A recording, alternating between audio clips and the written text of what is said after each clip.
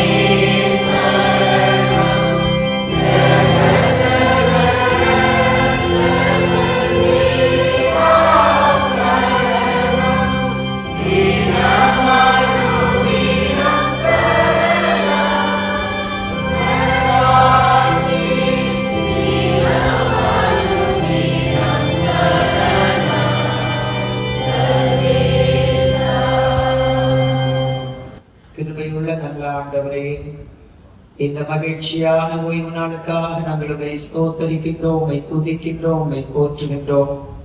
1000 நாளை பார்க்கிலும் உமது பிரகாரங்களில் செல்லும் ஒரே நாள் நல்லது. ஆகாமிய கூடாரங்களில் வாசமாயிருப்பதை காட்டிலும் என் ஆண்டோருடைய ஆலயத்தின் வாசற்படியை தெரிந்து கொள்வேன் சொன்ன சங்கீதக்காரனை போல இந்த பரிசுத்த ஓய்வு நாளில் உம்முடைய பரிசுத்த பாதத்தில் வந்து உம்மை நாங்கள் தொழுது கொள்ளவும், பரிசுத்த வேதத்தின் ரகசியங்களை தியானிக்கவும், ஆண்டவருக்கென்று இந்த உலகத்தில் வாழவும் நீ தந்த கிருபைக்காய் நன்றி சொல்லுகின்றோம். இந்த ஆராதனை ஆசீர்வதியும் ஆண்டவரே. ஆராதனை முழுவதும் பிரசன்ன தலங்களை நிரப்பும். ஆராதனையில் கலந்து கொள்கின்ற எல்லாருக்கும் உடைய கிருபையினாலும் இரக்கங்களினாலும் முடிசூட்டி உம்முடைய பிள்ளைகளை சமாதானத்தோடு அனுப்பும்படியே ஜெபிக்கின்றோம். ஆராதனையில் பாடுகின்ற பாடல்கள், வாசிக்கின்ற திருமறை பாடம், ஏறெடுக்கின்ற ஜபங்கள், கேட்கின்ற ஜீவனுள்ள வார்த்தைகள் என் வாழ்வுக்கு மிகுந்த பயன்பதாயிருக்க கிருபை தாரும். வந்திருக்கிற உமது அடியவர்களுக்காக நாங்கள் நன்றி சொல்லுகின்றோம். வரவேண்டியவர்களை துரிதமாய் அழைத்துவார். நாங்கள் இணைந்து உடைய நாமத்தை மகிமைப்படுத்த கிருபை தாரும். எல்லாவற்றையும் எங்கள் ஆண்டவர் இயேசுவின் மூலம் ஜெபங்கேளும் நல்ல பிதாவே, ஆமென். ஆராதனைக்கு ஆரம்பமாகவும் ஆண்டவர் நாம மகிமைக்கின்றேன். நாம் யாவரும் எழுந்து பாமாலை 374வது பாடலை பாடுவோம். பாமாலை 374வது பாடலை பாடுவோம். நிரப்பும் என்னை துதியால் முற்றாக கர்த்தரே என்ற பாடலை நாம் எழுந்து பாடுவோம்.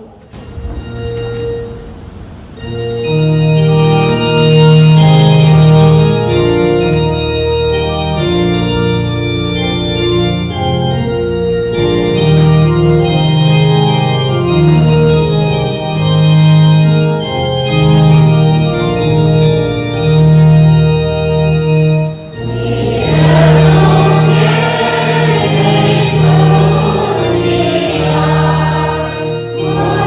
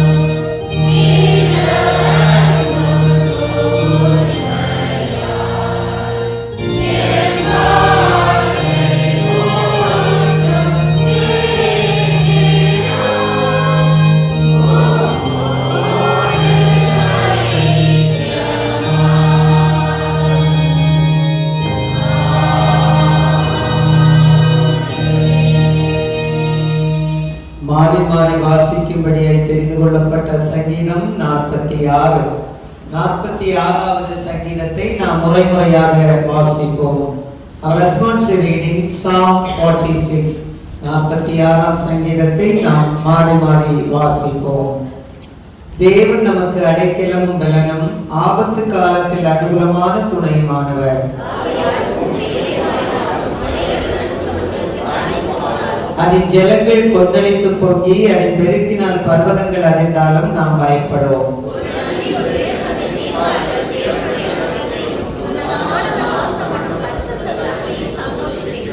தேவன் அதன் நடுவில் இருக்கிறார், அது அசையாது. அதிகாலையிலே தேவன் அதற்கு சகாயம் பண்ணுவார்.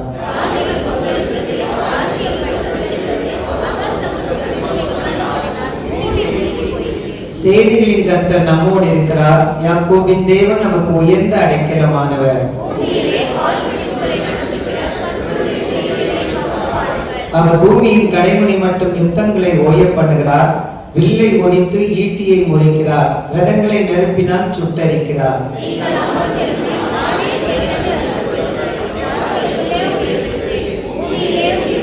சேர்ந்து படிப்போம். சேனைகளின் கர்த்தர் நம்மோடு இருக்கிறார். யாக்கோபின் தேவன் நமக்கு உயர்ந்த அடைக்கலமானவர்.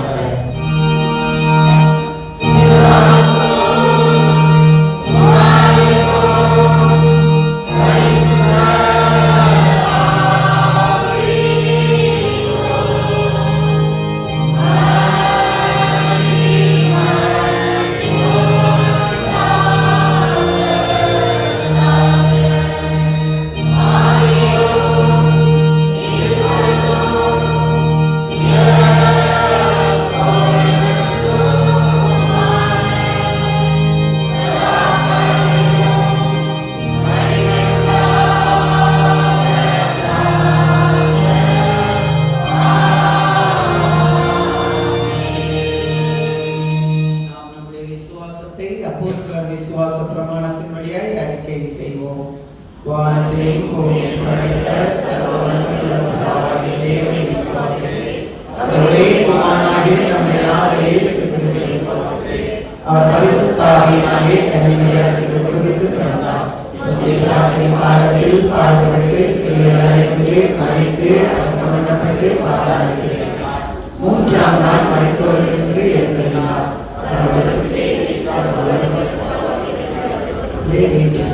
அவர்களுக்கு உயிரோரையும் மரித்தோரையும் நியாயத்திற்கு வருவார். பரிசுத்த ஆவியை விசுவாசிக்கிறேன். பொதுவாக இருக்கிற பரிசுத்த சபையும் பரிசுத்த ஆவியும் பாவ மன்னிப்பும் சரீர உயிர்த்தலும் நித்திய ஜீவனும் என்று விசுவாசிக்கிறேன். ஆமென். நாம் முழங்காற்படியிட்டு ஆண்டவர் இயேசு கற்றுத்தந்த ஜெபத்தை எடுப்போம். பரமண்டலங்களில் இருக்கிற எங்கள் பிதாவே, உம்முடைய நாமம் பரிசுத்தப்படுவதாக, உம்முடைய ராஜ்யம் வருவதாக, உம்முடைய சித்தம் பரமண்டலத்திலே செய்யப்படுவது போல பூமியிலேயும் செய்யப்படுவதாக. எங்கள் அப்பத்தை எங்களுக்கு தாரும். எங்களுக்கு விரோதமாய் குற்றம் செய்தவர்களுக்கு நாங்கள் மன்னிக்கிறது போல எங்கள் குற்றங்களை எங்களுக்கு மன்னியும். தீவினை ரட்சிக்கப்படும். ராஜ்யமும் வல்லமையும் மகிமையும் என்னென்னைக்கு உடையது. ஆமென். அமர்வோம். லேலியா, எல்லாரும் சந்தோஷமா இருக்கீங்களா? அதிக காலையில வந்துருவாங்க எதிர்பார்க்கணுங்களா? ரைட், நம்ம எல்லாரும் இணைந்து ஆண்டவரை இப்ப நம்ம ஆராதிக்க போகிறோம். பாடகர் குழு சில பாடல்களை பாடுவார்கள். இந்த வாரீங்களா? அங்கே தெரியும்.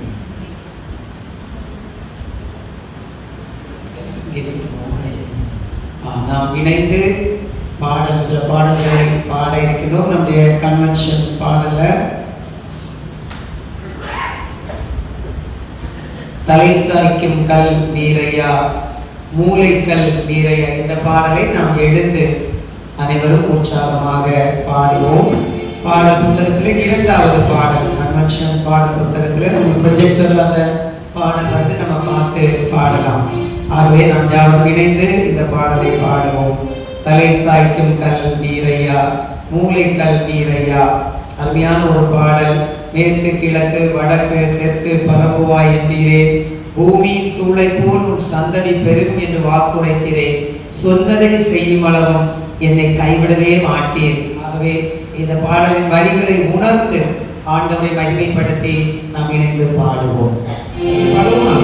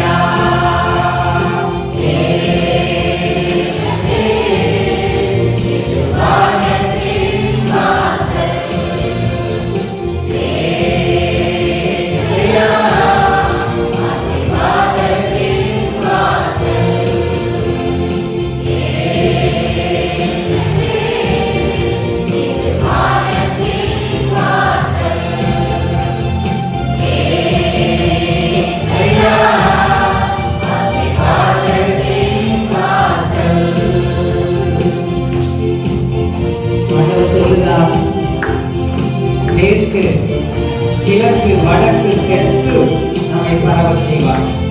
பூமி துளை போல நம்முடைய சந்ததியை பெருகச் செய்வார். அவர் சொன்னதை செய்யும் அளவும் நாம் ஒருவரையும் கைவிட மாட்டார். நாம் இணைந்து பாடுவோம்.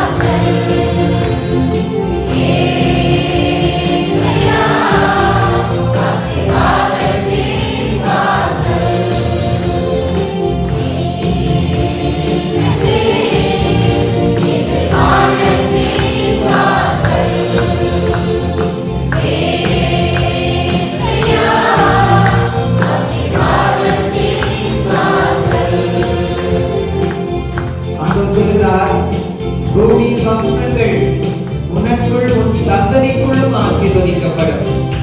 ஆண்டவரை ஆசீர்வாதத்தின் வாய்க்காலாக மாற்றுகிறார். அவர் சொன்னதை செய்யும் அளவும் நம்மை கைவிடவே மாட்டார். ஆகவே விசுவாசத்தோடு ஆண்டவருக்கு நன்றி சொல்லி நாம் பாடுவோம்.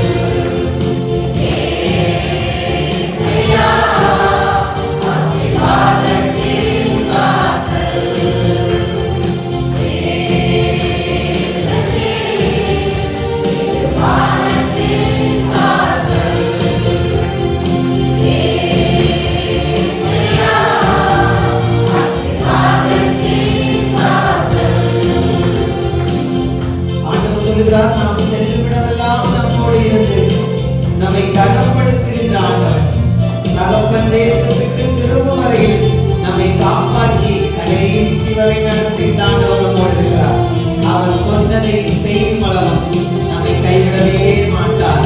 ஆகவே நாம் இணைந்த ஆண்டவரை ஆராதிப்போம்.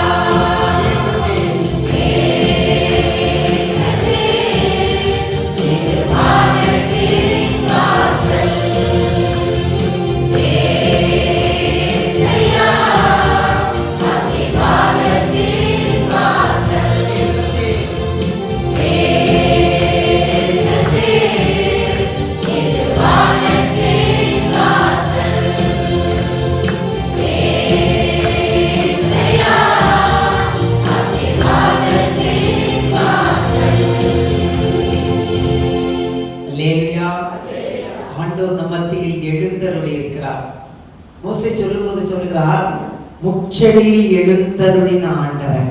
இன்னைக்கு நம்ம மத்தியில் ஆண்டவர் எழுந்தருள் இருக்கிறார். அவருடைய பிரசன்னத்தை நம்ம உணர முடியும், அவருடைய கிருபையை நம்ம உணர முடியும். ஆகவே இந்த சர்ச்சில் நம்ம கூடி இருக்கும் போது அவர் மகிமையுள்ள ஆண்டவராக இருக்கிறார். பாடல் சொல்கிறது, வானாதி வானம் கொள்ளா கத்தாதி கர்த்தர் நீரே, தேவாதி தேவன் அல்லவோ என் இதயத்தின் ராஜாவே. நமக்கு விருப்பமான ஆண்டவர், இதயத்திற்கு மிகவும் ஆண்டவர் நெருக்கமாய் இருக்கின்றார். இந்த பாடல் சொல்லுகிறது, ஆயிரம் ஆயிரம் பேர்களிலே அழகில் சிறந்தவர் நீர் ஒருத்தர் தான் ஆண்டவரே. என்னுடைய உள்ளத்தின் நேசம் எல்லாம் என்னைக்குமே உமக்கு ஒருவருக்கே. ஆகவே இந்த பாடலை நாம் இணைந்து பாடுவோம். பாடல் புத்தகத்தில் 8வது பாடல், வானாதி வானம் கொள்ளா கத்தாதி கர்த்தர் நீரே. கரங்களை தட்டி உற்சாகமாக நாம் ஆண்டவரை மகிமைப்படுத்துவோம். Yeah.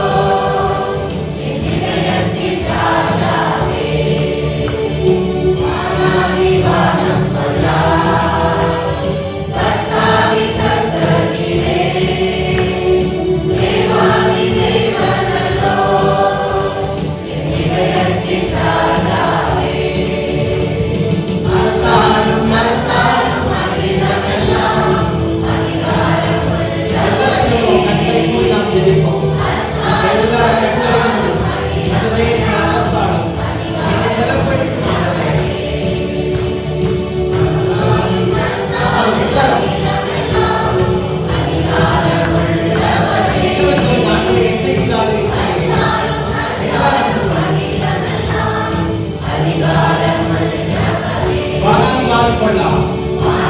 சொல்லுங்க எல்லாரும் கண்களை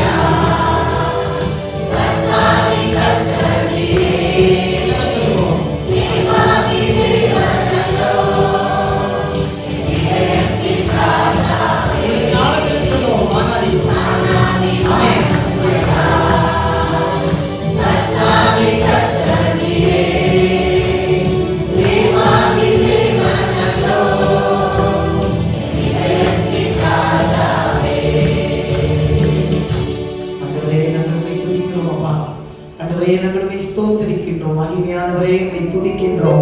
நீர் ஒருவரே எங்களை அரசாளுகின்றவர். நீர் ஒருவரே எங்களை வழி நடத்துகின்றவர். உன்னுடைய சந்ததி பூமியில் பெருகும் என்று சொன்னீரே. எங்களுடைய சந்ததியை பெருக பண்ணுகிறவர் நீர் ஆண்டவரே. தூளை போல் பெருக பண்ணுகின்ற ஆண்டவர். வடக்கு தெற்கு மேற்கு கிழக்கு என்று பரம்புவாய் என்று சொன்னீரே ஆண்டவரே. நீ சொன்னதை செய்யும் வரை கைவிடவே மாட்டீர் ஆண்டவரே. இந்த இடத்துல இருக்கிற எல்லாரையும் நீர் பொறுப்பெடுக்கிறதற்காக நன்றி. நாங்கள் இப்பொழுது பாடினோம், அரசாளும் அரசாளும் ஆண்டவரே, எங்களை அரசாளும் அகிலம் ஆண்டவர் ஆண்டவரே, எல்லாவற்றையும் ஆளுகை செய்கின்றவர். ஆகவே நம்ம எல்லாரும் உள்ளத்தினாலும் ஆண்டவருக்கு நன்றி சொல்லுவோமா? எல்லாரும் கண்களை மூடி நாம் ஆண்டவரை ஆராதிப்போம். அவர் ஒருவரே ஆராதனைக்கு உரியவர். அவர் ஒருவரே பயபக்திக்கு உரியவர். வேதம் சொல்லுகிறது, எல்லா ஸ்தோத்திரத்தையும் கனத்தையும் அவருக்கே செலுத்துங்கள். அவர் ஒருவரே மகிமையின் ஆண்டவர். பரலோக சிங்காசனத்தில் வீற்றிருக்கிற ஆண்டவர். அன்றைக்கு ஏசாயா ஆலயத்தில் செல்லும் போது கர்த்தருடைய மகிமையை பார்த்தார். உயர்வும் உன்னதமான சிங்காசனத்தில் கர்த்தர் வீற்றிருக்கிறார். கேராபீன்கள் சேராபீன்கள் எல்லாம் இஸ்ரவேல் தேவனாகிய கர்த்தர் பரிசுத்தர் பரிசுத்தர் பரிசுத்தர் என்று இடைவிடாமல் ஸ்தோத்தரிக்கிறதை பார்த்தார். அவர் தன்னுடைய நிலைமையை உணர்கின்றார். மகிமையினால் நிரப்பப்பட்ட ஏசாயா தன்னுடைய நிலைமையை உணர்கின்றார். நான் அசுத்தமுள்ள மனுஷன், அசுத்த உதடுகளில் உள்ள மனிதர்கள் மத்தியில் வாசம் பண்ணுகிறேன் என்று சேனைகளின் ராஜாவை என் கண்கள் கண்டதே என்று. அன்பர்களே, இந்த ஆலயத்தில் வந்திருக்கிற நாம் அவரை உணர்ந்து கொள்ளுகிறோமா? அப்படியே வாயினால் அவரை துதிக்கிறோமா? நிறைய நேரங்களில் என்னென்னமோ பேசுறோம். ஆண்டவருக்கு நன்றிகளை செலுத்துகிறோம். ஆண்டவர் விரும்புகிற காரியம் எல்லா ஸ்தோத்திர பலிகளையும் நாம் அவருக்கு செலுத்த வேண்டும். எல்லா கனத்தையும் செலுத்த வேண்டும். நம்ம இப்ப பாடினோம், அரசாங்கம் ஆண்டவரை எங்களை ஆளுகை செய்யும், எங்களோடு கூட இரும், எங்களை பலப்படுத்தும் ஆண்டவரை. ஆண்டவரை துதிக்கும் போது எல்லா கவலையும் மறந்து போகும். ஆண்டவரை துதிக்கும் போது நம்முடைய பாடுகள் நம்மளை விட்டு ஓடி போகும். நமக்குள் ஒரு புதிய பலம் வரும். நமக்குள் ஆண்டவர் கொடுக்கின்ற கிருபையால் நிரம்புவோம். ஆகவே நாம் இந்த உலகத்தில் எந்த காரியம் காரணம் என்ன தெரியுமா? ஆண்டவருடைய கிருபை, ஆண்டவருடைய வல்லமை நம்மை சார்ந்திருக்கும். ஆண்டவருடைய வல்லமை நம்மை சூழ்ந்து கொள்ளும். ஆகவே நாம் எல்லாரும் ஆண்டவரத்துல இந்த நேரத்தில் ஒரு சில நிமிடங்கள் ஆண்டவருக்கு நன்றி சொல்லுவோம். வாயில திறந்து ஸ்தோத்திரம் செலுத்துவோம். ஆண்டவர் இதுவரை நமக்கு ஜீவன் தந்தாரே, சுகம் தந்தாரே, நன்றி சொல்லுங்க. பலம் தந்தாரே, கிருபை தந்தாரே, எல்லாவற்றுக்காகவும் நன்றி சொல்லுங்க.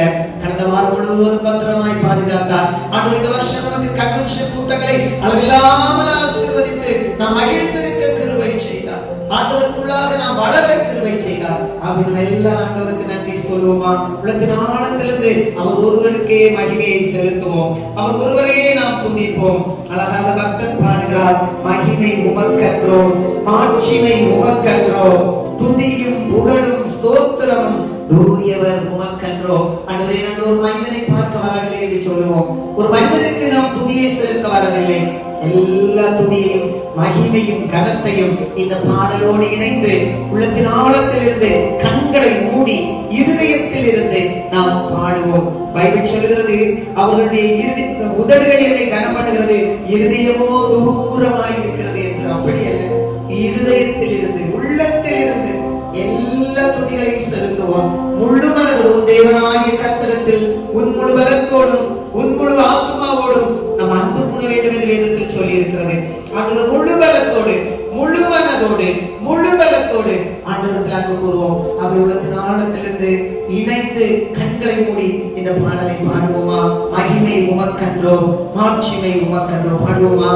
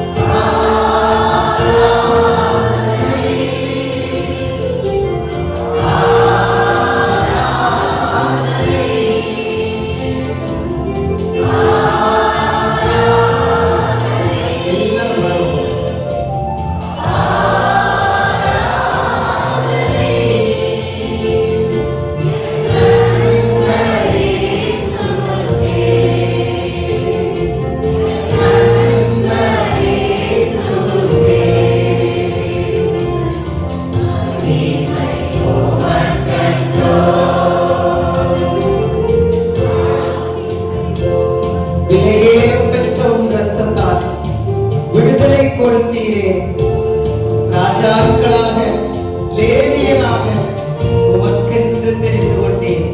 வேதம் சொல்லுகிற ஆண்டவர் ராஜாக்களாக லேவியராய் தேர்ந்தெடுத்திருக்கிறார். ஆண்டவருக்கு நன்றி சொல்லுவோமா?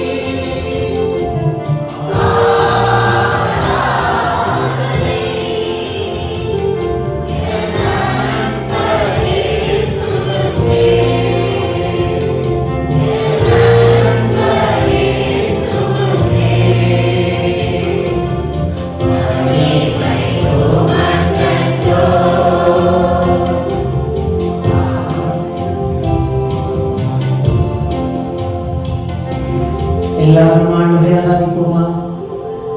அவர் ஒருவருக்கே மகிமையை செலுத்துவோம். இந்த நல்ல நாளை ஆண்டவர் காண செய்தார். மகிழ்ச்சியான நாளை தந்திருக்கின்றார். இது கர்த்தர் உண்டு பண்ணின நாள். இதிலே களிகூர்ந்து மகிழ கடவுள். ஆண்டவருக்கு நன்றி சொல்லுங்க. ஆண்டவரே, எங்கள் காலங்களில் இப்படிப்பட்ட நாட்களை நீ தந்தீரே. ஆண்டவரே, எங்கள் உள்ளத்தில் நீ நிரம்பி இருக்கிறதற்காக நன்றி. உடைய கிருபையால் நிரப்புவதற்காக நன்றி என்று சொல்லி, கிருபை உள்ள நல்ல ஆண்டவரே, இந்த நாளுக்காக நாங்கள் நன்றி சொல்லுகின்றோம். ஆண்டவரே, எங்களை இந்த பரிசுத்த ஓய்வு நாளில் ஒன்று கூட செய்து நாங்கள் இணைந்து பரலோகத்தை அசைக்கும்படியா, உம்மை துதிக்கும்படியா நீ தந்த கிருபைக்காக நன்றி ஆண்டவரே. ஆண்டவரே, இந்த இடத்தில் இருக்கிற எல்லா உடைய பிள்ளைகளையும் ஆசீர்வதி. எல்லாரும் உடைய கரங்கூட இருக்கட்டும். திருச்சபையின் எல்லா குடும்பங்கள், தந்தைமார்கள், தாய்மார்கள், வாலிப பிள்ளைகள், சின்ன பிள்ளைகள் எல்லாருக்காக நன்றி சொல்லுகிறோம். இதுவரை நடத்தினீர் ஆண்டவரே, இன்னமும் கரம் எங்களோடு இருக்கிறதற்காக நன்றி சொல்லுகின்றோம். சொன்னதை செய்யும் வரை நீர் கைவிடுவதில்லை. நீர் எங்களோடு இருக்கிறீர் ஆண்டவரே. நீர் எங்கள் நம்பிக்கை, எங்கள் கோட்டை, எங்கள் அடைக்கலம், எங்கள் ஆதாரம் நீர் ஆண்டவரே. நன்றியோடு ஸ்தோத்தரிக்கின்றோம். இந்த கூட்டத்தில் வந்திருக்கிற பிள்ளைகளை ஆசீர்வதி. தேவைகளோடு வந்திருக்கிறவர்கள் உண்டு ஆண்டவரே. கவலைகளோடு வந்திருக்கிறவர்கள் உண்டு ஆண்டவரே. பலவீனத்தோடு இருக்கிறவர்கள் உண்டு ஆண்டவரே. நீர் சர்வ வல்லவர். நீர் செய்ய நினைத்தது ஒன்றும் தடைபடாது. கர்த்தருடைய பிள்ளைகளுக்கு ஆசீர்வாதத்தை கொடுத்து உயர்த்தும்படியாய் ஜெபிக்கிறோம். தொடர்ந்து எங்களோடு இடைவிடும் கரம் கூட இருக்கட்டும். திருச்சபையின் எல்லா ஊழியர்களையும் ஆசீர்வதி. நீர் தலைவராக பொறுப்படுத்திக் கொள்ளும் வழிநடத்தும். செய்தி கொடுக்கிறார் ஞானுடைய மகனுக்காய் நன்றி சொல்லுகிறோம். தேவதாசரை மறைத்து கர்த்தர் வெளிப்படும்படியாய் ஜெபிக்கிறோம். தாழ்த்தி ஒப்புக் கொடுக்கிறோம். காத்துக்கொள்ளும். எல்லாவற்றையும் நீங்கள் ஆண்டவர் இயேசுவின் ஜெபம் கேளும் நல்ல பிதாவே, ஆமென். அமர்வோம். நாம் திருமறை பாடம் படிக்க கேட்போம்.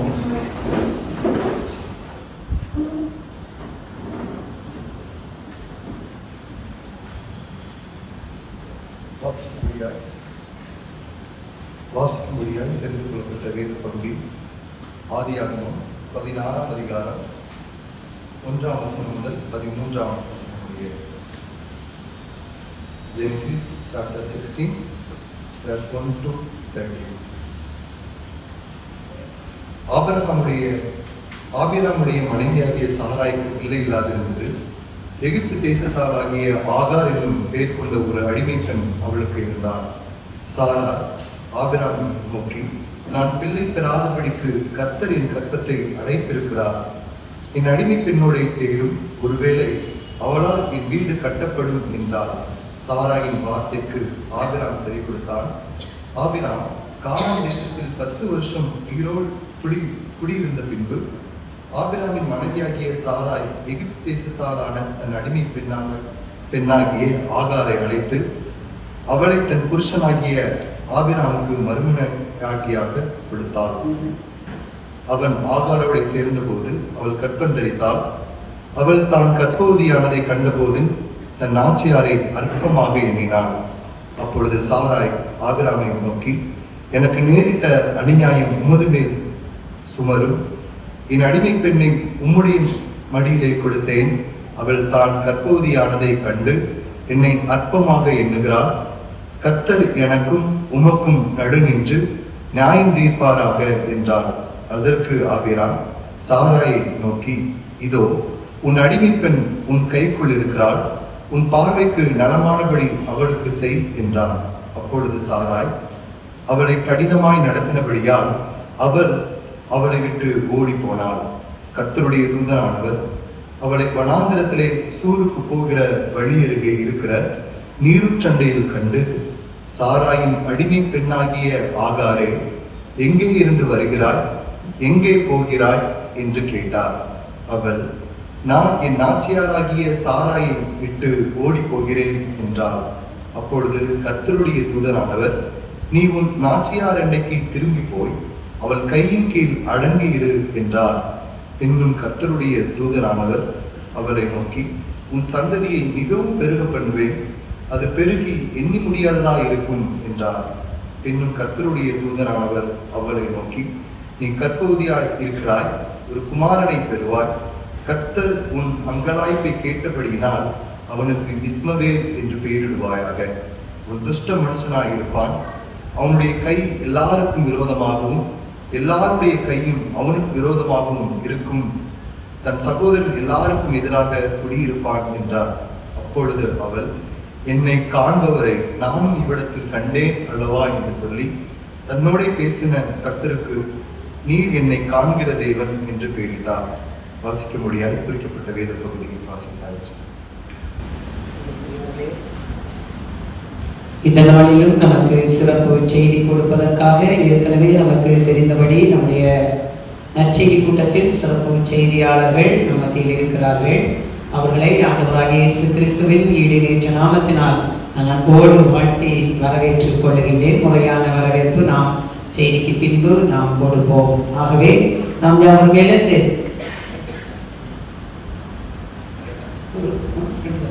ஒரு பாட்டு, ஒரு 2 ஸ்டான்ஸை பாடிவோமா?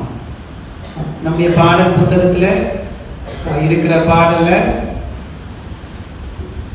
3வது பாடல், தேவரே நீ சகலமும் செய்ய வல்லவர். அந்த பாடலுடைய ஒரு சரணத்தை நாம் பாடுவோம், எழுந்து பாடுவோம். அதற்கு பின்பு நம்மத்தில் இருக்கிற அன்பாளர் நமக்கு ஆண்டவருடைய செய்தியை கொடுப்பார்கள். பாடல் 3வது பாடல் முதல் சரணம் மட்டும், அந்த தேவரே நீ சகலமும் செய்ய வல்லவர், அந்த முடிச்சிருவோம்.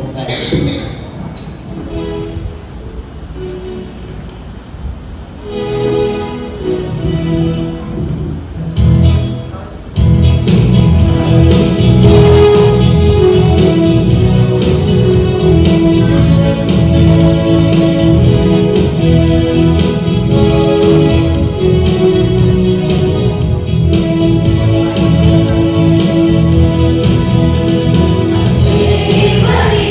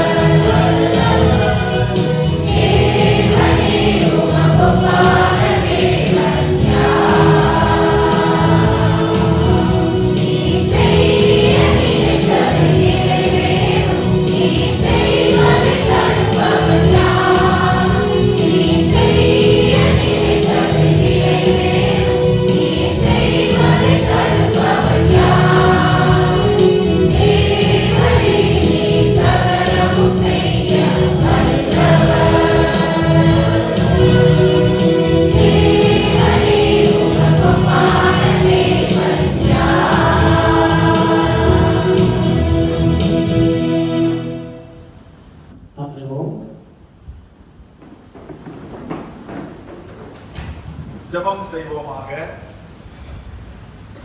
அன்பின் ஆண்டவரே, நீர் கொடுத்த இந்த பரிசுத்தமான நல்ல ஞாயிற்றுக்கிழமை ஆராதனைக்காக, பரிசுத்த ஆராதனைக்காக நாங்களுக்கு நன்றி செலுத்துகிறோம். உம்முடைய ஆலய பிரகாரங்களில் கடந்து வந்து பாடல் பாடி உம்மை மகிமைப்படுத்தி, பாவ அறிக்கை செய்து துதித்து ஸ்தோத்தரித்து உம்மை மகிமைப்படுத்தும் ஒரு நல்ல வாய்ப்பை கர்த்தர் எங்களுக்கு தந்தீங்க. இந்த நற்செய்தி கூட்டங்களில் கர்த்தருடைய கிருபை எங்களோடு கூட இருந்து இந்த லெந்து காலத்தில் ஒன்று கூட எங்களுடைய ஆவிக்குரிய வாழ்வை புதுப்பிப்பதற்கு தேவரீர் நல்கி வரும் நல் கிருபைகளுக்காக நாங்கள் உங்களுக்கு நன்றி செலுத்துகிறோம். இவ்வேளையில் ஆண்டவருடைய செய்தியை கேட்பதற்கு நாங்கள் ஆயத்தமாகின்றோம். எங்கள் ஆண்டவர் எங்களுக்கு தந்தரிடும் செய்தியானது எங்களுடைய ஆவி ஆத்ம சரீரத்தை உயிர்ப்பித்து நிலத்தையும் கொழுப்பையும் உண்டது போல் இவ்வாறாதனை நிறைவை பெற்று செல்ல ஆண்டவர் நீர் அருள் செய்ய வேண்டும் என்று இயேசு கிறிஸ்துவின் இனிய நாமத்தில் வேண்டிக் கொள்கிறோம் பிதாவே, ஆமென். கிறிஸ்துவில் பிரியமான தேவனுடைய பிள்ளைகளே, இந்த பரிசுத்த ஆராதனையில் உங்களோடு கூட இணைந்து ஆண்டவரை துதிக்கவும் ஸ்தோத்திரிக்கவும் ஆண்டுடைய செய்தியை பகிர்ந்து கொள்ள போகவும் தேவன் பாராட்டின கிருபைக்காக அவரை நன்றியுள்ள இருதயத்தோடு கூட ஸ்தோத்திரிக்கின்றேன். அவரிடமாக ஸ்கிரிப்சர் யூனியன் ஊழியத்திற்கென்று இந்த வாய்ப்பை கொடுத்ததான அருமையான போதகர்கள் அவர்களுக்கு நன்றிகளை செலுத்திக் கொள்கின்றேன். அவரிடமாக செயற்குழு அங்கத்தினர்கள் ஒவ்வொருவருக்கும், திருச்சபையினுடைய தேவனின் பிள்ளைகள் அனைவருக்கும் உங்களுக்கு மனமார்ந்த நன்றிகளையும் வாழ்த்துகளையும் தெரிவித்துக் கொள்கின்றேன். தொடர்ந்து ஸ்கிரிப்சர் யூனியன் ஊழியங்களை நினைவு கூர்ந்து இந்த ஊழியத்திற்காக நீங்கள் ஜெபிக்குமாறு உங்களை அன்போடு கூட கேட்டுக்கொள்கிறேன். 1867 ஆண்டு ஜூன் மாதம் 2ஆம் நாள் 15 சிறுவர்களுக்கு செய்தி சொன்னது வாயிலாக ஆரம்பிக்கப்பட்டதான இந்த ஊழியம் இன்றைக்கு உலகத்திலே 126 நாடுகளுக்கு மேலாக நடைபெற்றுக் கொண்டிருக்கிறது. நம்முடைய இந்திய தேசத்திலும் கர்த்தருடைய மகத்தான கிருபையினால் 127 ஆண்டுகளாக இந்த ஊழியம் சிறப்பாக நடைபெறுவதற்கு கர்த்தர் கிருபை செய்திருக்கிறார். உங்களை போன்றதான தேவனுடைய பிள்ளைகளுடைய உதாரணத்துவமான ஈகையினாலும் ஜபத்தினாலும் தொடர்ந்து இந்த ஊழியம் நடைபெற்று வருகிறது. ஆகவே நீங்கள் தொடர்ந்து இந்த ஊழியங்களை நினைவு கூர்ந்து ஜெபிக்கவும், உங்கள் பகுதியிலே குடும்பமாக தங்கியிருந்து கர்த்தருடைய ஊழியத்தை நிறைவேற்றி வரும் நபி ஜெபின் அவருடைய குடும்பத்திற்கு உங்களுடைய முழு ஆதரவை கொடுக்கும்படியாகவும், தொடர்ந்து உங்களுடைய வாலிப கூட்டங்கள், சிறுவர் கூடுகைகள், மற்ற கூடுகைகளிலே வாய்ப்பு இருக்கும் பொழுதெல்லாம் அவர்களை பயன்படுத்தும்படியாகவும் மிகவும் பணிவன்போடு கூட வேண்டிக் கொள்கிறேன். நம்முடைய செய்திக்கு ஆதாரமாக நாம் பாடமாக வாசிக்க கேட்ட ஆதியாகமம் 16வது அதிகாரம் 13வது வசனத்தை நானே ஒருமுறை வாசிக்கின்றேன். ஆதியாகமம் 16வது அதிகாரம் 13வது வசனம்.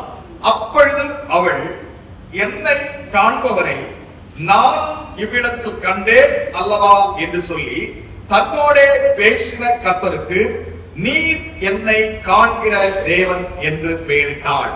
தன்னோடே பேசின கர்த்தருக்கு நீர் என்னை காண்கிற தேவன் என்று பெயரிட்டாள்.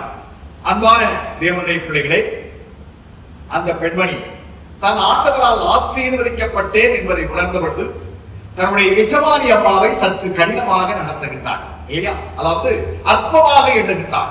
இதை பார்த்த எஜமானி அம்மா தன் கணவனிடத்திலே முறையிடுகின்ற பொழுது, என்னம்மா, என்னானாலும் அவளுடைய வேலைக்காரி, உனக்கு பிரியமானபடி நீ அவளை செய்து கொள்ளலாம் என்ற அனுமதியை கொடுக்கின்ற பொழுது இவள் சற்று கடினமாக அவளை நடத்துகின்ற பொழுது, நான் இந்த இல்லத்திலே இருந்தது போதும், எங்காவது சென்று விடுகிறேன் என்று சொல்லி கற்பவதியாக இருந்த அந்த பெண்மணி அந்த வீட்டை விட்டு வெளியேறி வனாந்தரத்திலே அலைந்து செல்கிறதான ஒரு சூழ்நிலை.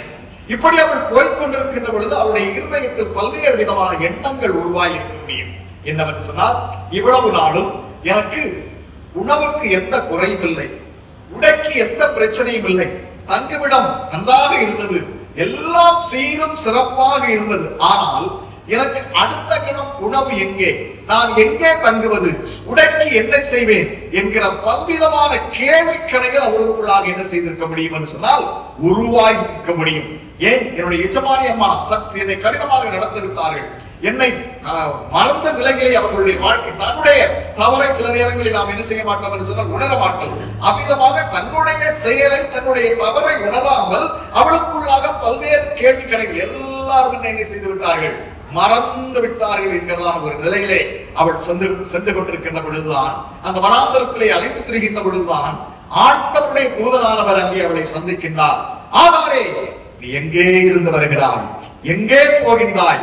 உன் எஜமானி அம்மாவுடைய கீழ் சென்று அடங்கி இரு. மட்டுமல்ல, உன்னுடைய குழந்தைக்கு நீ இஸ்மவேல் என்று பெயர் சூட்ட வேண்டும், அவனை பெரிய ஜாதியாக்குவேன், துஷ்ட மனுஷனாயிருப்பான் என்று அவளுடைய வயிற்றில் வளர்ந்து கொண்டிருக்கிறது குழந்தையினுடைய எதிர்காலத்தை குறித்தும் தெளிவாக பேசி மீண்டும் எஜமானனுடைய வீட்டிற்கு அனுப்புகின்றார். அருமையானவர்களே, இவ்வளவு நேரம் தன்னுடைய அகக்கண்கள் அடைந்தவளாக இருந்த அந்த ஆகார் பல்வேறு கேள்விக்கணைகளோடு என்னோடு மறந்து விட்டார்கள், என் இறைவன் என்னை மறந்து விட்டார் என்கிற நிலையிலே அவள் சென்று கொண்டிருந்த பொழுது ஆண்டவருக்கு பெயர் சூட்டுகின்றாள், நீர் என்னை காண்கிற தேவன்.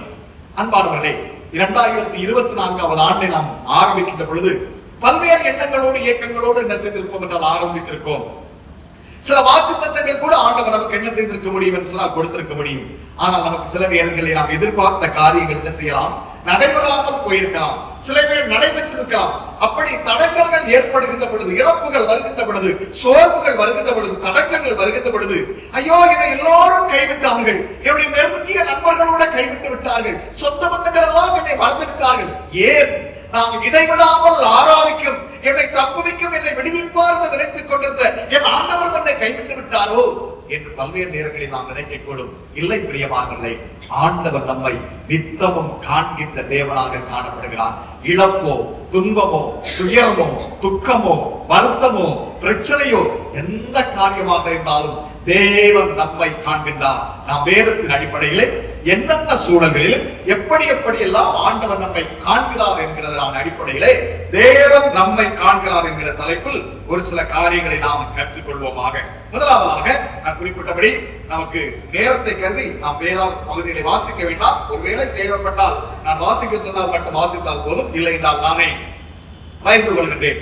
எரேமியா தீர்க்கதரிசியுடைய புத்தகம் 1வது அதிகாரம் 5வது வசனத்தினுடைய அடிப்படையில் நாம் பார்க்கின்ற பொழுது, எரேமியா 1வது அதிகாரம் 5வது வசனம், ஆண்டவர் கருவில் நம்மை காண்கின்றார், கருவில் நம்மை காண்கின்றார். பிரியமான தேவனுடைய பிள்ளைகளே, எரேமியாவுக்கு ஆண்டவர் தீர்க்க தரிசன ஊழியத்தை நிறைவேற்றும்படியான அழைப்பை என்ன செய்கிறார் என்றால் கொடுக்கின்றார்.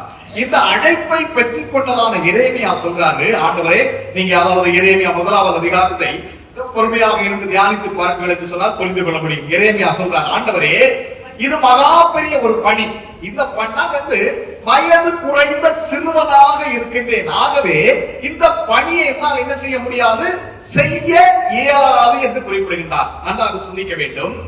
எரேமியா சொல்வது 100% சரியான ஒன்றே. ஏனென்றால் இன்றைக்கு நமக்கு என்ன செய்கிறது என்று சொன்னால் வேதாகமம் திருஷ்டாந்தரமாக நம்முடைய கரங்களிலே கொடுக்கப்பட்டிருக்கிறது. ஆனால் அந்த காலத்திலே வேத புத்தகங்கள் சூழலே காணப்பட்டது. என்றாலும் ஒரு நாள் என்ன செய்வார்கள் என்றால் வேத பாரர்கள், அந்த முக்கியமானவர்கள் என்ன செய்வாங்கன்னா வாசிப்பாங்க. அப்பொழுது இவர்கள் என்ன செய்வார்கள், கேட்பார்கள். ஆகவே மன்னரானாலும் சரி மக்களானாலும் சரி உள்ளதென்று சொல்லவும், கண்டிக்கவும், தண்டிக்கவும், வழிநடத்தவும் ஆண்டவர் தீர்க்கதரிசிகளை ஏற்படுத்தி இருந்தார். ஆகவே இது ஒரு குறிச்சொல்லக்கூடியதான பணி அல்ல. யாராலும் கண்டித்து உணர்த்துவதும், நிகழ்காரியங்களை வருங்காரியங்களை அறிவுறுத்துவதுமான ஒரு முக்கியமான பணி இந்த தீர்க்க தரிசன பணி. ஆகவே விவரம் தெரியாத இது சிறு பையனால் என்ன செய்யாது, ஆளாது. அப்பொழுதுதான் ஆண்டவர் சொல்கின்றார், அன்பானவர்களே, எரேமியா 1:5 என்ன சொல்கிறது, நான் உன்னை தாயின் வயிற்றில் உருவாக்கும் முன்னே ஜாதிகளுக்கு தீர்க்கதரிசியாக கட்டளையிட்டேன். அல்லேலூயா. எப்ப நீ சொல்றது உண்மைதான், நீ விவரம் அறியாத சின்ன பிள்ளைதான். ஆனா இப்ப இல்ல பாரு, உருவில இல்ல, கருவில இல்ல, கருவில உருவாக்கும் உன்னை அம்மா வயிற்றுல நீ உருவாக்கும் போதே, நான் உன்னை உருவாக்கும் போதே உன்னை தீர்க்கதரிசியாகத்தான் என்ன செய்தேன் என்றால் உருவாக்குகிறேன் என்று சொல்லி ஆண்டவர் குறிப்பிடுகின்றார். இந்த வார்த்தையை கேட்ட மாத்திரத்திலே எரேமியா என்ன செய்கிறார், தன்னை இந்த மகா பெரிய தீர்க்க தரிசன ஊழியத்திற்கு அர்ப்பணிக்கின்றார். எரேமியாவை நாம் எடுத்து பார்க்கின்ற பொழுது அழுகையும் தீர்க்க தரிசி என்று என்ன செய்யப்பட்டிருக்கிறதா சொல்லப்பட்டிருக்கிறது. மிக பாரத்தோடு தன்னுடைய நாட்களிலே தீர்க்க தரிசனங்களை உரைத்ததான ஒரு தீர்க்க தரிசி. தொடர்ந்து 10வது வசனத்துல இருந்து 14வது வசனம் வரை நாம் பார்ப்போம் என்று சொன்னால் எரேமியா 1:10-14. இந்த அழைப்புக்கு இவர் கீழ்ப்படிந்தது. இவர் என்ன செய்தார் என்று சொன்னால் வித்தியாசமான கோணத்திலே ஆண்டவர் வழி நடத்தினார். மற்ற தீர்க்கதரிசிகளை விட வித்தியாசமான கோணத்திலே ஆண்டவர் என்ன செய்தார், வழி நடத்தினார். முதலாவதாக பார்க்கின்ற பொழுது, எரேமியாவே என்னத்தை காண்கிறாய், பொங்கு பானையை காண்கிறேன், அது வடக்கு நோக்கி இருக்கிறது. ஆம், என்னுடைய வார்த்தை, அதாவது வடக்கே இருந்து இஸ்ரவேலருக்கு தீங்கு வர இருக்கிறது. எரேமியாவே எண்ணத்தை காண்கிறாய், துளிர்கிற வாதுமை மரத்தின் கிளையை காண்கிறேன். ஆம், என்னுடைய வார்த்தையை சீக்கிரமாக நிறைவேற்றுவேன். அப்புறம் எரேமியா 24வது அதிகாரம் 3 இருந்து 6 வரைக்கும் பார்க்கின்ற பொழுது, எரேமியாவே எண்ணத்தை காண்கிறாய், அத்திப்பழ கூடைகளை காண்கிறேன். அவைகள் சில அத்தி கூடையில் இருக்கிற அத்திப்பழங்கள் பார்வைக்கு நன்றாகவும் சுவைக்கிறதுக்கு ஏற்றதுமாக இருக்கிறது, சிலவைகள் அழுகி போயிருக்கிறது. ஆம், சிறைப்பட்டு போறதான இஸ்ரவேலை நான் மீண்டும் கூட்டி சேர்ப்பேன். இன்றைக்கு பவர் பாயிண்ட் பிரசன்டேஷன் ரொம்ப பிரபலம் இல்லையா? ஆனால் அந்த காலத்திலேயே ஆண்டவர் சூப்பரா இவருக்கு பவர் பாயிண்ட் பிரசன்டேஷன் போட்டு காமிச்சிருக்கிறார் பாருங்க. எல்லாத்துக்கும் இன்னைக்கு இருக்கிற எல்லா டெக்னாலஜிஸ்க்கும் அடிப்படை இந்த வேதம் தாங்க, வேதம் தாங்க. அருமையாவுல முன்ன காலத்துல நம்ம என்ன செய்தோம்னு சொன்னாங்கன்னா, நியூஸ் வந்து பேப்பர்ல வாசித்தோம். இன்னைக்கு அப்படியே உட்கார்ந்து தொலைக்காட்சி பட்டியல இந்த இடத்துல இப்படி ஆக்சிடென்ட் நடந்துச்சு, இந்த விதத்துல நடந்துட்டு தத்ரூபமாக காட்சிகளை என்ன செய்கிறோம்னா பார்க்கிறோம், கேட்கிறோம்.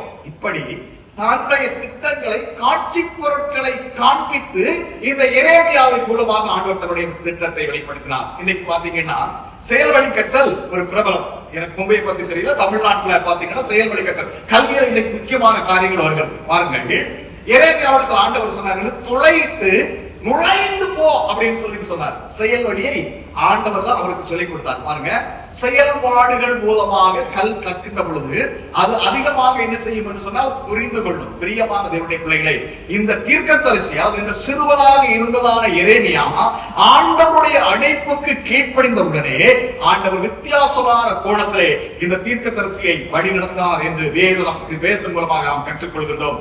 சங்கீதம் 139:16 நாம் பார்க்கின்ற பொழுது, என் கருவை உம்முடைய கண்கள் கண்டது, அவைகளை ஒன்றாயிரம் இல்லாத போதே அவை அனைத்து உருவேற்பட நாட்களும் உமது புஸ்தகத்தில் எழுதியிருந்தது என்று சங்கீதக்காரனாகிய தாவீது குறிப்பிடுகிறார். பாருங்கள், நாம் இன்றைக்கு இந்த உலகத்தை நாம் உருக்களாக மனிதர்களாக வாழ்ந்து கொண்டிருக்கிறோம் என்று சொன்னால், என்னையும் உங்களையும் ஆண்டவர் கருவிலே என்ன செய்திருக்கிறார் என்று சொன்னால் தெரிந்து கொண்டிருக்கிறார். நம்முடைய வாழ்விலே சில நேரங்களில் வருகிற இழப்புகள், தோல்விகள், சங்கடங்கள், பிரச்சனைகள், வருத்தங்கள் வருகின்ற பொழுது ஆண்டவர் மறந்து விட்டாரோ, ஏன்தான் இந்த ஆண்டவர் இந்த உலகத்திலே பிறவி செய்தாரோ, நான் ஏன் இந்த உலகத்திலே வாழ வேண்டும், இந்த கஷ்டங்கள் மட்டும் எனக்கு மட்டும்தானா, இப்படி பல நேரங்களில் என்ன செய்கிறோம் என்றால் வேதனை கொள்கிறோம். பிரியமானவரே, அவர் ஒருபோது நம்மை கைவிடுகிறவர் அல்ல, அவர் ஒருபோது நம்மை விட்டு விலகுகிறவர் அல்ல, ஒவ்வொரு நாளும் நம்மை காண்கின்றவராக காணப்படுகிறார். ஏசாயா தீர்க்கதரிசியுடைய புஸ்தகம் 46வது அதிகாரம் 3-4 வசனங்களின் அடிப்படையில் நாம் பார்க்கின்ற பொழுது, தாயின் வயிற்றில் தோன்றினது முதல் நான் உங்களை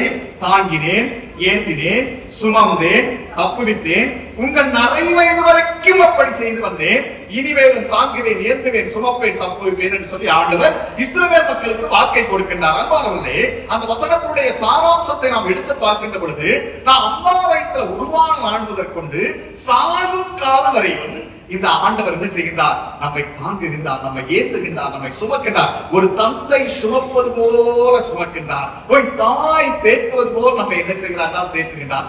அது மட்டுமல்ல, நாம் மரணித்ததற்கு அப்புறமாகவும் ஒரு புது வாழ்க்கையை ஆண்டவர் வாக்குப்பட்டிருக்கிறார். ஆமென்.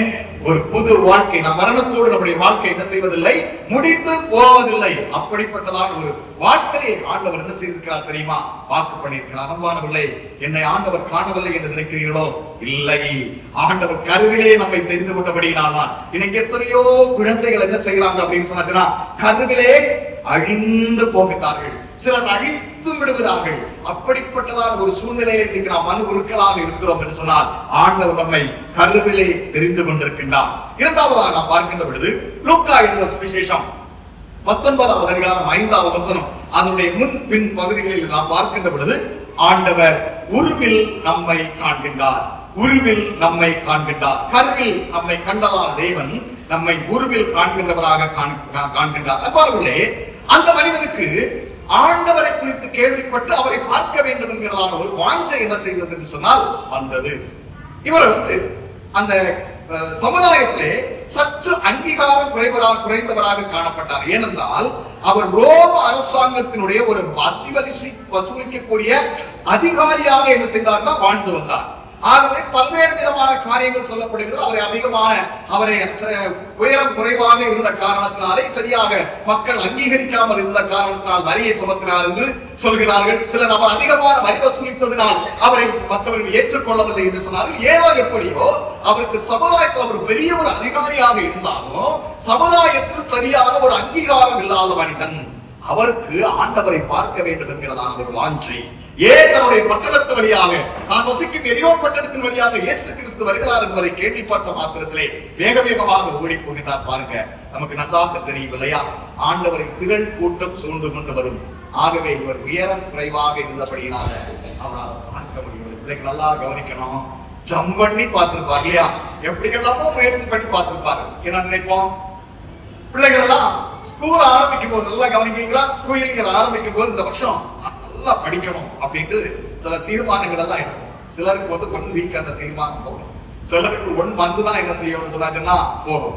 சிலர் யோசிப்பாங்க, எனக்கு அறிவே இல்லை, ஒண்ணுமே என்ன செய்ய மாட்டேங்கன்னா புரிய மாட்டேங்குது, இந்த மேக்ஸ் இருக்கிற கணக்கு இருக்குது, அது பண்ணுங்க, விளக்க பாத்தீங்கன்னா தாங்கவே முடிய மாட்டேங்குது, விஞ்ஞானத்தை பார்த்தா அது ஒரு பெரிய அஞ்ஞானம் மாதிரி என்ன செய்யுது தெரியுது அப்படின்னெல்லாம் நம்ம நிறைய நேரங்கள்ல என்ன செய்வோம் யோசிப்போம், முயற்சிக்க மாட்டோம். சில பெற்றோர்கள் கூட சொல்லுவாங்க, அவங்க கப்பா குட்டி அவ்வளவுதான் அப்படின்னு சொல்லி, அவனால அவ்வளவுதான் முடியும், அதுக்கு மேல முடியாது அப்படின்னு சொல்லி யோசித்து பாருங்க, நன்றாக கவனிக்க வேண்டும்.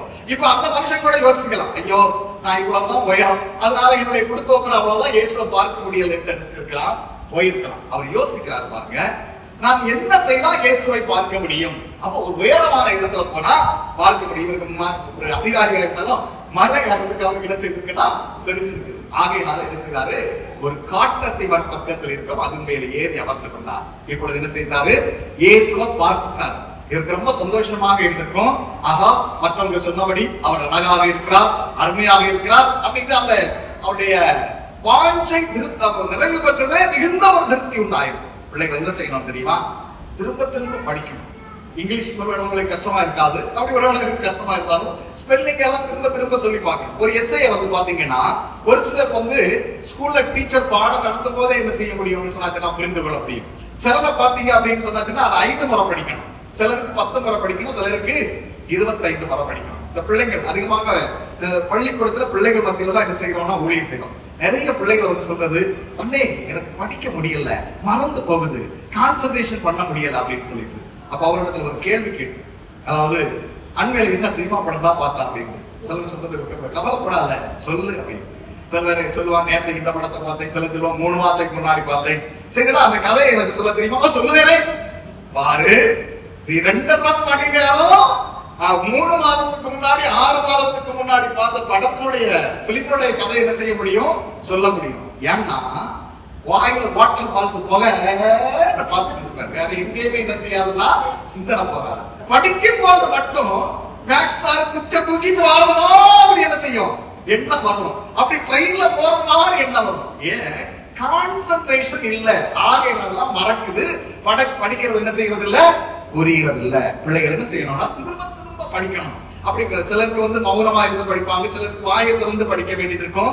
அது ஸ்பெல்லிங்க சொல்லி பார்க்கணும். மேக்ஸ் என்ன செய்யணும்னா திரும்ப திரும்ப திரும்ப நம்ம என்ன செய்யணும்னா செய்து பார்க்கணும். ஆண்டவர் அறிவு கொடுக்காம யாருமே இல்லை. முதலாவது நான் செய்தியில சொன்னேன், அறிவு புத்தியும் யார் இடத்துல இருக்குது, ஆண்டவரிடத்துல இருக்குது. பாருங்க, அவர் ஒவ்வொருத்தருக்கும், ஆகையினால் எல்லாரும் மருத்துவர் ஆக முடியாது, எல்லாரும் இன்ஜினியர் ஆக முடியாது, எல்லாருமே உலகத்துல மருத்துவர் ஆகிட்டாருன்னா என்ன செய்யறது, மற்ற வேலைகள் வித்தியாசமான தாளங்களை ஆண்டவர் என்ன செய்திருக்கிறார் கொடுத்திருக்கிறார்.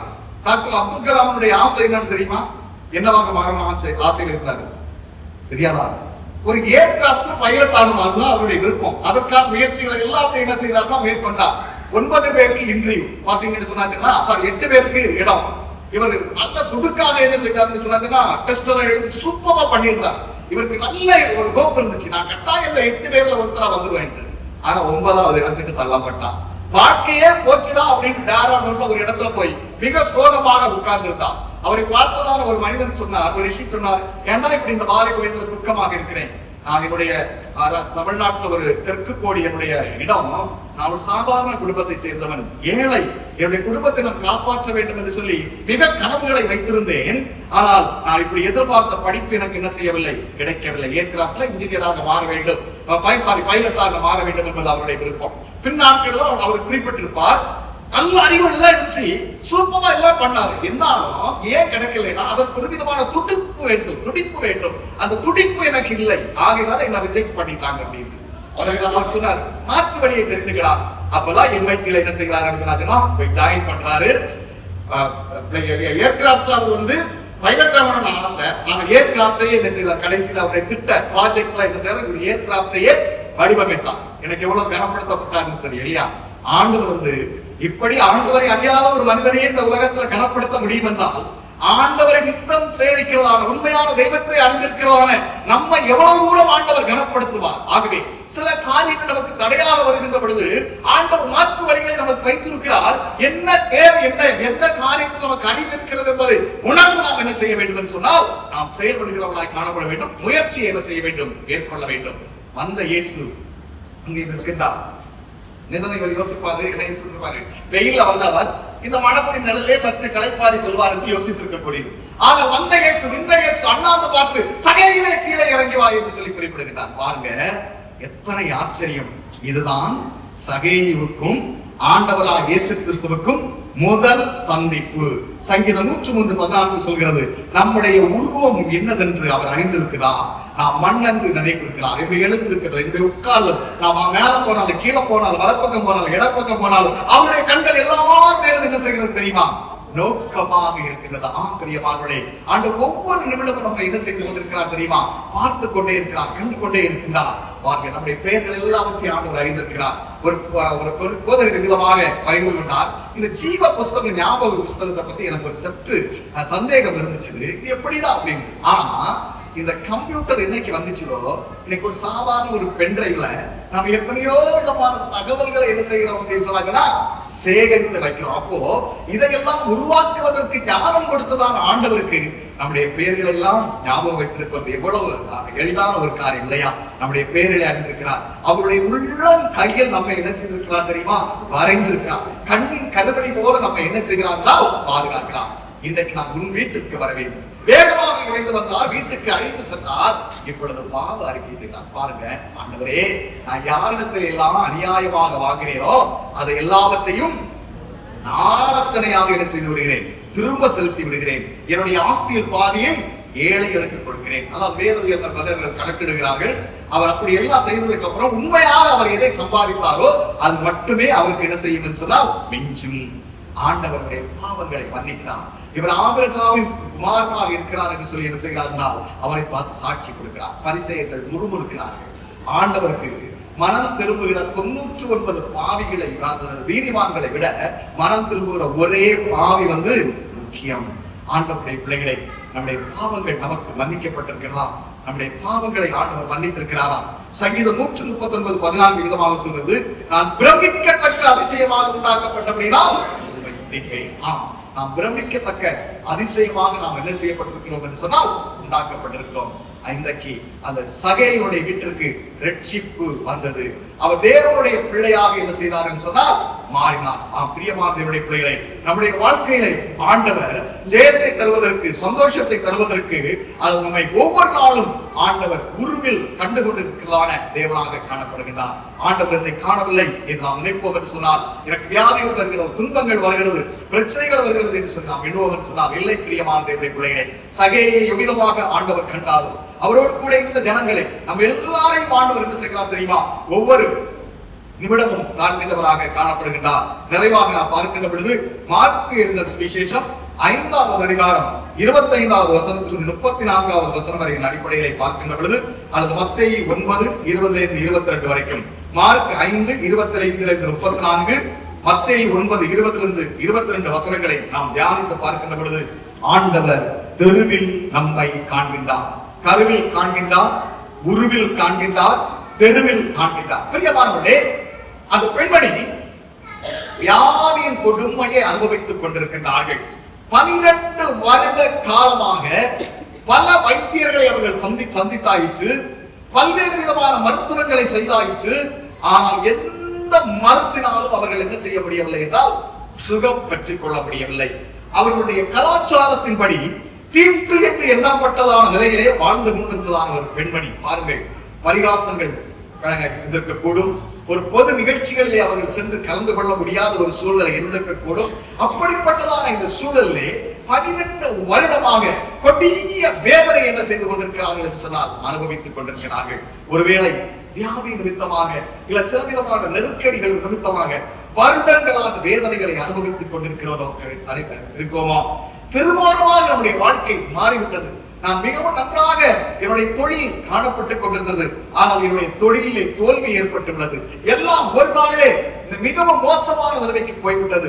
அன்றைய சென்ற வருடத்தில் நமக்கு தெரியும், தூத்துக்குடி மாவட்டத்தில் திருநெல்வேலி பகுதியில் எல்லாம் பெரிய மழை வந்து பெரிய பிசினஸ்காரங்க எல்லாம் ஒரே நாளிலே ஒன்றுமில்லாமல் போகக்கூடிய சூழ்நிலைக்கு என்ன செய்யப்பட்டார்கள்? வெள்ளத்தினால் தள்ளப்பட்டார்கள். இப்படி நான் ஒன்றுமில்லாமல் மாறிவிட்டேன் என்று சொல்லி ஏற்றிக்கொண்டு தவித்துக் கொண்டிருக்கிறவர்களை பார்த்து ஆண்டவர் சொல்கிறார், நான் காண்கின்றவராகவே காணப்படுகின்றேன். பாருங்கள், தன்னுடைய தெருவழியாக இயேசு கிறிஸ்து வருகிறார் என்பதை இந்த பெண்மணி கேள்விப்பட்டு அவருடைய வஸ்திரத்தின் கோரத்தை ஆகியோர் தொட்டு நான் சுகத்தை பெற்றுக் கொள்வேன் என்று சில பரிபூரணமான ஒரு விசுவாசத்தோடு என்ன செய்யறாங்க கடந்து செல்றாங்க. பெரிய கூட்டம் போயிட்டு இருக்குது. போகும்போது மெதுவாக சென்று அவருடைய வஸ்திரத்தின் கோரத்தை தொட்டாங்க. பாருங்க, தொட்ட மாத்திரத்துல அந்த பிராக்சர் ஆஃப் செகண்ட்ல என்ன நடந்துச்சு? இவர்கள் சுகத்தை பெற்றுக் கொண்டார்கள். எந்த வைத்தியராலும் எந்த மருந்தாலும் சுகம் கொடுக்க முடியாத 12 வருடமாக அவர்களை படுத்திக் கொண்டிருந்தான பெரும்பாலும் வியாதியிலிருந்து சுகத்தை பெற்றுக் கொண்டார்கள். சரி, இவங்க சுகம் கிடைத்ததுக்கும் இயேசுவுக்கும் தெருவுக்கும் என்ன சம்பந்தம்? அதுதான் நம்முடைய ஆண்டவராய் இயேசு கிறிஸ்து என்ன செய்யறாரு? ஓகே, உடனே கேட்கிறார், நின்றுட்டு கேட்கிறாரு, ஏன்னா ஒருத்தங்க தொட்டாங்க அப்படின்னு சொல்லி பேருக்கு சொல்றாரு. சீசர்களுக்கு பயங்கர சிரிப்பா இருந்தது இல்லையா? ஆண்டவர் இப்ப நம்ம இந்த கூட்டத்துல கூட ஒருத்தருடைய கையில் ஒருத்தர் மேல படலாம், இல்ல இயேசு கிறிஸ்துவை இவ்வளவு திரள் கூட்டம் வந்து தெரியாம பட்டிருக்கா, இல்ல யாரை தொட்டு பார்க்கணும் ஆசை கொண்டிருக்கா? இல்லை, விசேஷித்த வண்ணமாக ஒரு என்னை தொட்டாள், என்னிடத்தில் இந்த வல்லமை புறப்பட்டது நான் அறிவேன். இவ்வளவு நேரம் மறைந்திருந்ததான அந்த பெண்மணி அவருடைய சமூகத்திலே கடந்து வருகிறார்கள். அந்த ஆண்டவரே, நான் தான் அந்த பெண்மணி. 12 வருட காலமாக நான் அடைந்தேனே வேதனை. இந்த வேதனைக்கு அளவே இல்லையா? ஒரு பொது நிகழ்ச்சியில நான் செல்ல முடியவில்லை. என்னை பரிகாசித்தார்கள், நிந்தித்தார்கள். ஒருவேளை உன்னுடைய முன்னோர்களுடைய தீமையான காரியமாக இருக்கலாம், இல்லை உங்களுடைய குடும்பத்திலே நீங்கள் செய்த அநியாயமாக இருக்கலாம். இப்படியெல்லாம் பலவிதங்களிலே வசைபாடினார்கள் ஐயா. எனக்கு சரீரத்திலே ஒரு பக்கத்திலே வேதனை, என்னுடைய மனதிலே ஒரு பக்கத்திலே வேதனை, மன உளைச்சல், கஷ்டம். என்னுடைய குடும்பத்திலே செய்ய வேண்டிய கடமைகளை என்னை சரிவர செய்ய முடியவில்லை ஐயா. இப்பொழுது நான் முழு சுகத்தை உணர்கிறேன். என்னுடைய சரீரத்திலே புது தன்மை நான் உணர்கிறேன். நான் தான் அந்த பெண்மணி என்று சொல்லி ஆண்டவருடைய சமூகத்திலே தன்னை தாழ்த்தி அர்ப்பணித்த அந்த இடத்திலே அவரிடத்தில் பகிர்ந்து கொள்கின்றார். ஆண்டவர் சொன்னது என்ன? மகளே, வேதனை நீங்கி சுகமாயிரு. மகளே, உன் வேதனை நீங்கி சுகமாயிரு. வேதனைகளோடு கூட காணப்படுகிறதோ உன் விசுவாசம் உன்னை ரட்சித்தது. அன்பான தேவனுடைய பிள்ளைகளே, பல்வேறு வேதனைகளிலாம் நாம் உருவாக்கி கொண்டிருக்கின்றோமோ, வேதனைகளை அனுபவித்துக் கொண்டிருக்கின்றோமோ, இல்லை நிந்தனைகளினாலும் அவமானங்களினாலும் வாழ்ந்து கொண்டிருக்கின்றோமோ, ஆண்டவர் சொல்கின்றார், நான் உங்களை காண்கிறவராக இருக்கிறேன். உங்களுடைய திருவோரமான நிலையை, உங்களுடைய வேதனையான நிலைமை, உங்களுடைய நெருக்கடியான நிலைமை நான் மாற்றுவதற்கு ஆயத்தமாக இருக்கிறேன் என்று ஆண்டவர் வாக்கு பண்ணியிருக்கிறார். ஒருவர் தாகமாக இருந்தால் என்னிடத்தில் வரக்கடவன் என்று சொல்லி ஆண்டவர் அழைப்பை கொடுக்கின்றார். நாம் இலவசமாக வென்று பாலும் தேனும் பெற்றுக் கொள்ளும்படியாக ஆண்டவர் அழைப்பை கொடுக்கிறார். தாகமுள்ள எவனும் வாஞ்சையுள்ள எவனும் பெற்றுக் கொள்கிறார் என்று சொல்லி வேதம் சொல்கின்றது. ஆம் பிரியமான தேவனுடைய பிள்ளைகளே, ஆண்டவர் நம்மை அழைக்கின்றார், நம்மை தெரிந்தெடுத்திருக்கின்றார், அவரை வழிநடத்துகின்றார். 12 வருடம் வியாதியினால் பீடிக்கப்பட்ட இந்த பெண்மணிக்கு சுகத்தை கொடுத்தது போல ஆண்டவருடைய சரீரத்தின் வேதனைகளை மாற்றுவதற்கு ஆயத்தமாக காணப்படுகின்றார். வேதநாயகம் சாஸ்திரியார் என்கிறதாம் ஒரு புலவரை குறித்து நாம் அறிந்திருக்கக்கூடும். அந்த காலகட்டங்களில் பார்த்தீர்கள் சொன்னால் புலவர்கள் மன்னரை பிடித்து புகழ்ந்து பாடி அதில் கிடைக்கக்கூடியதான பரிசுகளை வைத்து என்ன செய்தார்கள் என்றால் பிழைத்து வந்தார்கள். சரபோஜி மன்னனுடைய அரசவை அலங்கரித்துக் கொண்டிருந்தவர் தான் இந்த வேத நாயகம் சாஸ்திரியார் என்று சொல்லக்கூடியதான புலவர். வீட்டிலே ஒரு முறை வறுமை.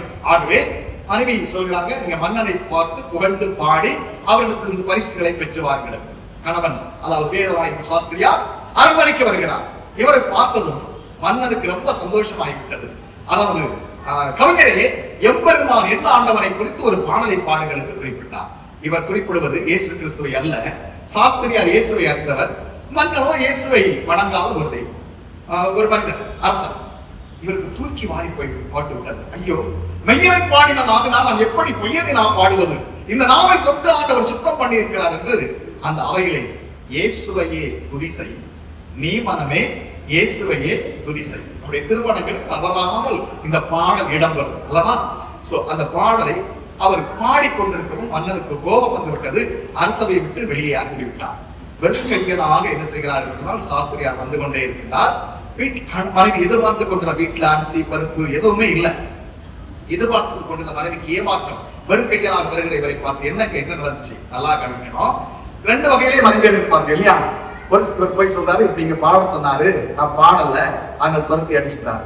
ஒரு சிலர் என்ன செய்வாங்க, வசைபாடி தொலைஞ்சிருப்பாங்க. ஒழுங்கா பாடி தொலைஞ்சிருக்க வேண்டியதான ஐயா, என்னத்த சாப்பிடுறது அப்படின்ட்டு கணவன் வசைபாடி இருப்பாங்க. சிலர் சொல்லுவாங்க, பரவாயில்லைங்க, அந்த பட்டினி கிடந்து செத்தாலும் பரவாயில்லை, நீங்க பாடாம வந்தது நல்லது அப்படின்னு. முதற்தரமான ஒரு அருமையான மனைவி அவங்க சொன்னாங்க, நீங்க பாடாம வந்தது நல்லது, நம்ம பட்டினி கிடந்து செத்தாலும் பரவாயில்லை என்று சொல்லவும் இவருக்கு உற்சாகம் வந்துவிட்டது. ஒரு வெறும் வாழைகளை எடுத்துக்கொண்டார்.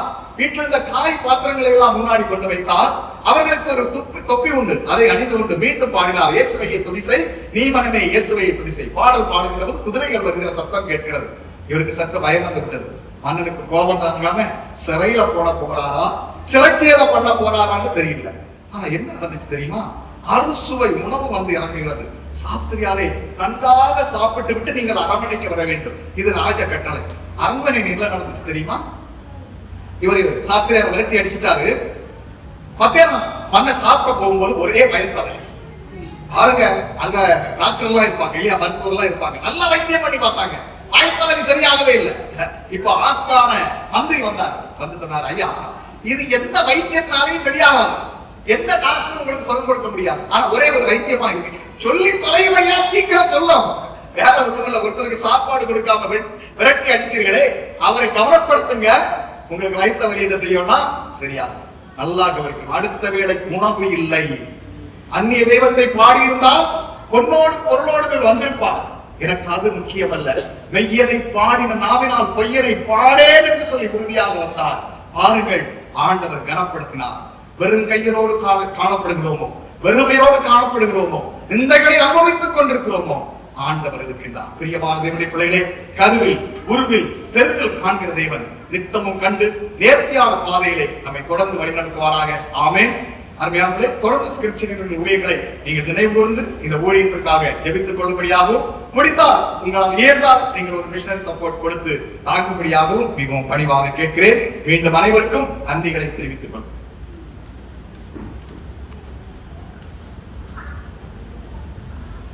அன்புக்குரியவர்களே, நல்ல ஒரு சிறப்பு செய்தியை நமக்கு கொடுத்த அருமையான நம்முடைய நற்செய்தி கூட்ட சிறப்பு செய்தியாளர் அருமையான அண்ணன் பில்லியன் அவர்களுக்கு ஒரு வாழ்த்துக்களை தெரிவித்துக் கொள்கிறோம்.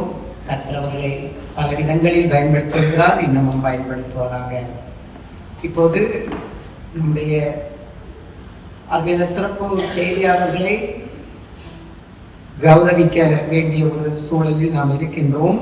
கடந்த 3 நாட்களாக நம் மத்தியில் ஊழியத்திற்கு வந்து நல்ல செய்திகளை நமக்கு கொடுத்து இதுவரை நம்மோடு கூட இருந்தார்கள். அவர்களுக்கு உள்ளத்தின் ஆழத்திலிருந்து நன்றி சொல்லி, ஏற்கனவே நான் சொன்ன மாதிரி அவருடைய மனைவி ஒரு மகன் இருக்கிறார்கள். அவருடைய ஊழியத்திற்காகவும் நாம் ஜெபித்துக் கொள்வோம். திருச்சபையின் சார்பாக ஒரு சின்ன அன்பளிப்பை திருச்சபையின் செயலர் அவர்கள் முன்னால் வந்து கொடுக்கும்படி உங்களை அன்போடு கேட்டுக்கொள்கிறேன்.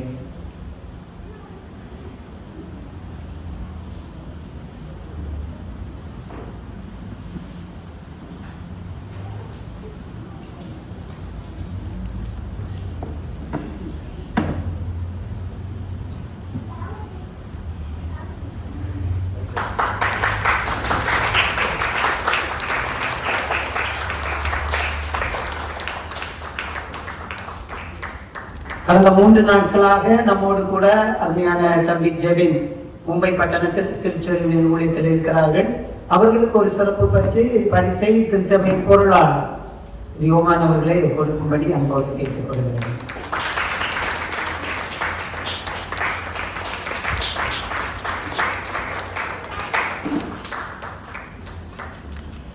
இந்த தம்பிக்கு வாழ்த்துக்கள். கர்த்தர் ஆசீர்வதிப்பாராக.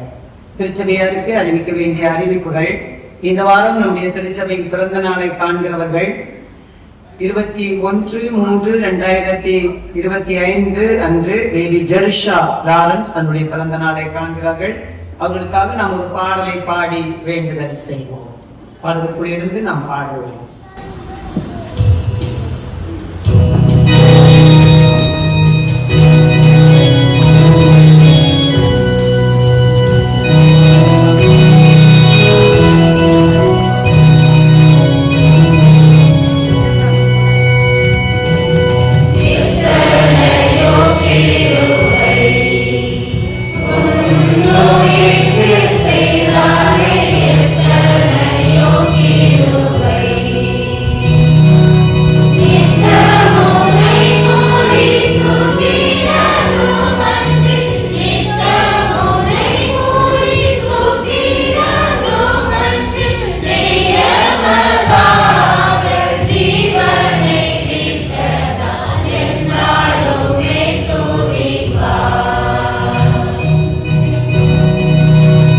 ஜெபம் செய்வோம். கிருபையுள்ள நல்ல ஆண்டவரே, இந்த வாரம் எங்களுடைய திருச்சபையில் பிறந்த நாளை காண்கின்ற அருமையான குழந்தை ஜெர்ஷாவுக்காக நாங்கள் நன்றி சொல்லுகின்றோம்.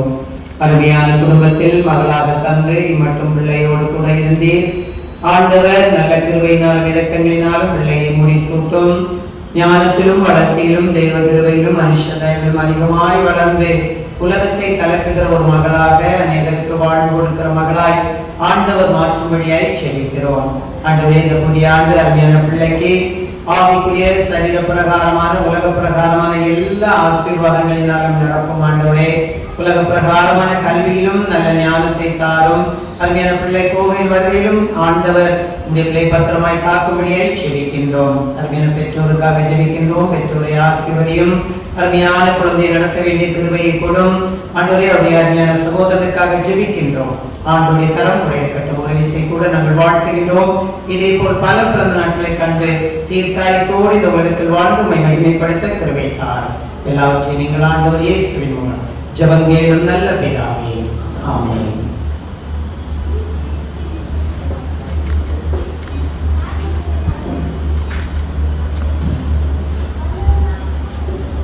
நாம் யாவரும் கீர்த்தனை 167வது பாடலை பாடுவோம். நம்பி வந்தேன் இயேசையா என்ற பாடலை நாம் எழுந்து பாடுவோம்.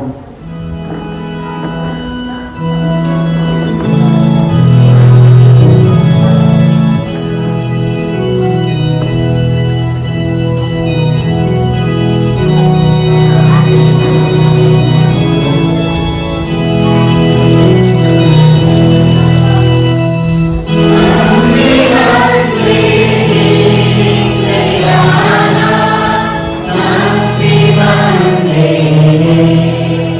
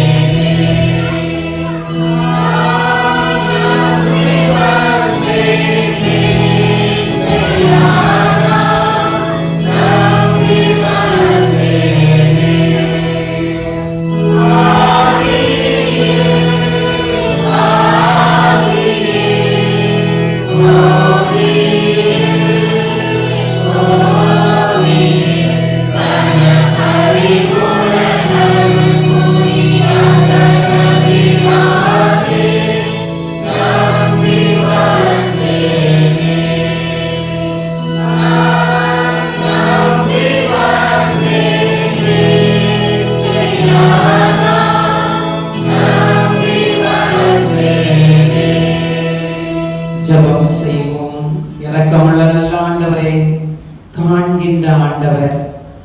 கருவில் எங்களை காண்கின்றீர், உருவில் எங்களை காண்கின்றீர், தெருவில் எங்களை காண்கின்றீர். தாயின் கருவில் உருவாகும் முன்னே எங்களை தெரிந்தெடுத்தீர். எங்களுடைய வாழ்வில் நாங்கள் உருவத்தில் சின்னவர்களாக எப்படி இருந்தாலும் நீர் காண்கின்றீர். எங்கள் வாழ்வில் எப்படிப்பட்ட சூழலில் சென்று கொண்டிருக்கிறோம் என்பதை நீர் காண்கின்றீர். இந்த இடத்தில் இருக்கிற எல்லாரையும் நீர் காண்கிறீர் ஆண்டவரே. உடைய பிள்ளைகளை சமாதானத்தோடு அனுப்பும். நல்ல செய்தியை கொடுத்த அருமையான அண்ணனுக்காக, அருமையான உடைய குடும்பத்திற்காக, மகனுக்காக நன்றி சொல்லுகின்றோம். கடந்த 3 நாட்கள் எங்களோடு பயன்படுத்தினீர், நன்றி. தொடர்ந்து பயன்படுத்தும் ஆண்டவரே. அன்பு தம்பி ஜெபின் அவருக்காக, அவருடைய ஊழியத்திற்காக நன்றி சொல்லுகின்றோம். ஆண்டவர் பயன்படுத்தும். பாடகர் குழுவிற்காக நாங்கள் நன்றி சொல்லுகின்றோம். வந்திருக்கிற எல்லாருக்காகவும் நன்றி சொல்லுகின்றோம் ஆண்டவரே. தொடர்ந்து உடைய கரம் கூட இருக்கும்படியாய் ஜெபிக்கின்றோம். கர்த்தாவே, படைத்த காணிக்கை ஆசீர்வதியும். இந்த காணிக்கை உடைய ஊழியத்திற்கு பயன்பட வைத்தார். எல்லா துதிகர மகிமைக்கே செலுத்துகிறோம். எல்லாவற்றையும் எங்கள் ஆண்டவர் இயேசுவின் மூலம் ஜெபம் கேளும் நல்ல பிதாவே.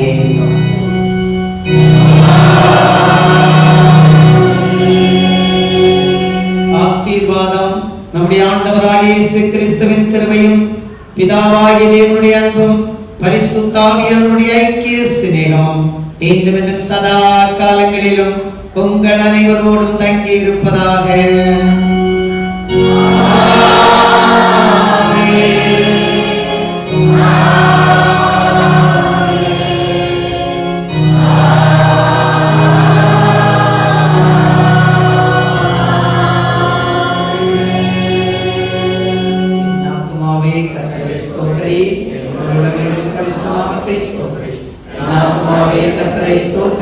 கர்த்தர் செய்த சகல உபகாரங்களை மறவாதே. ஆமென்.